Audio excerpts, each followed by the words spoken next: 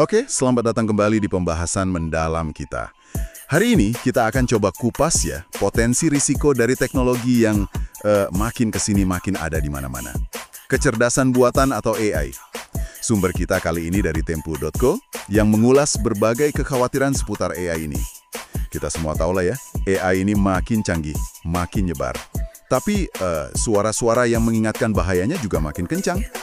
Dulu Stephen Hawking pernah bilang loh kalau AI bisa jadi akhir umat manusia. Elon Musk juga kan, dia ngaku takut karena AI ini kemampuannya naik terus secara eksponensial katanya. Oke, jadi mari kita bedah bareng-bareng ya. Tujuan kita hari ini ya sederhananya biar kita semua paham potensi risiko AI yang perlu Anda tahu. Ini berdasarkan pandangan di artikel tadi, supaya kita lebih waspada, lebih kritis lah. Nah, salah satu yang paling sering disebut itu soal pekerjaan, ya kan? Sumber kita nyebut ada perkiraan. Sekitar 85 juta pekerjaan bisa hilang antara 2020 sampai 2025.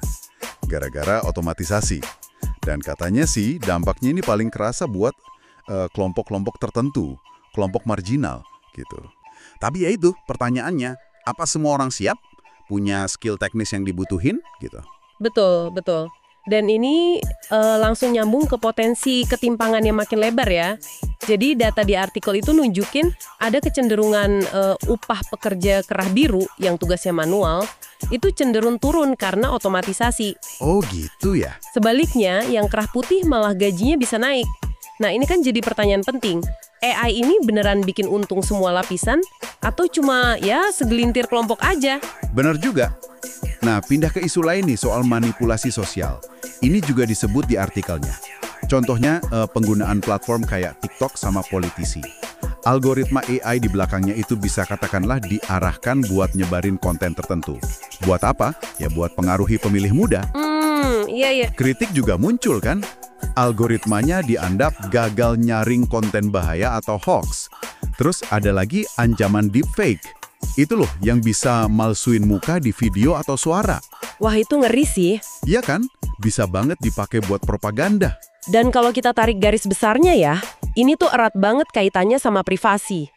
Coba deh bayangin, teknologi pengenalan wajah atau face recognition dipakai di tempat umum. Sumber kita menyoroti gimana ini bisa dipakai buat ngelacak pergerakan kita. Ngumpulin data aktivitas kita, teman-teman kita siapa, bahkan pandangan politik kita. Nah, implikasinya apa coba buat kebebasan individu? Ini jadi pertanyaan besar. Menariknya lagi nih, AI itu ternyata bisa bias, bisa nggak netral gitu. Oh iya? Iya, sumber kita jelasin. Ini bukan cuma soal data latihannya aja, tapi juga siapa yang bikin. Disebutkan di sana, mayoritas pengembang AI itu latarnya mirip-mirip. Laki-laki dari demografi, ras, status sosial ekonomi yang cenderung seragam.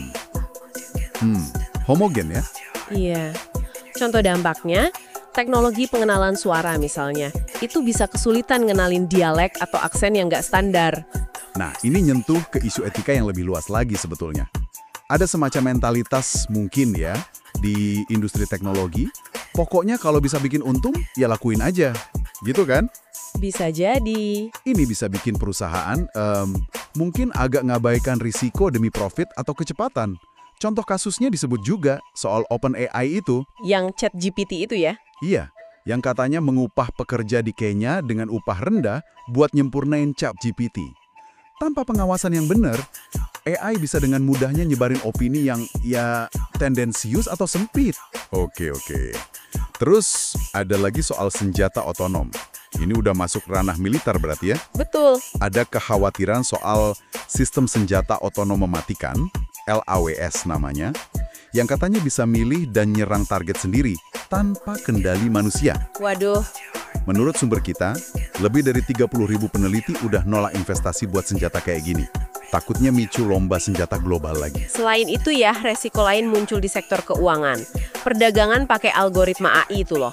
Oh, yang trading super cepat itu ya? Iya, itu kan bisa bikin pasar nggak stabil karena AI itu kan nggak paham konteks pasar, nggak ngerti emosi manusia kayak rasa takut atau percaya. Padahal itu penting ya di pasar uang? Penting banget. Meskipun ya, di sisi lain, AI juga bisa bantu investor buat ambil keputusan yang lebih baik. Ada dua sisi lah. Jadi, setelah tahu semua resiko ini, terus gimana? Apa yang bisa kita lakukan?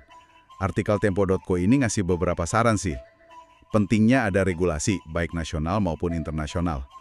Terus, standar penerapan AI di perusahaan juga harus jelas. AI perlu jadi bagian diskusi penting di perusahaan. Dan juga, ngembangin teknologinya jangan cuma dari sisi teknis, tapi juga pakai perspektif humaniora, ilmu sosial gitu. Bener sekali. Dan intinya memang di pengawasan, regulasi, sama kesadaran etis itu sendiri.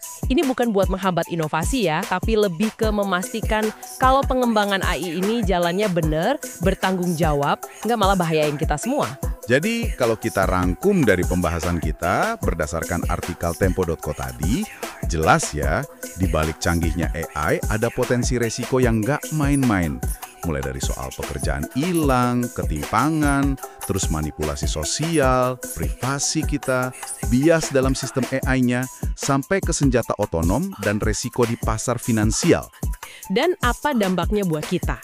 Pengetahuan itu kunci kita buat mengelola resiko-resiko ini dengan bijak.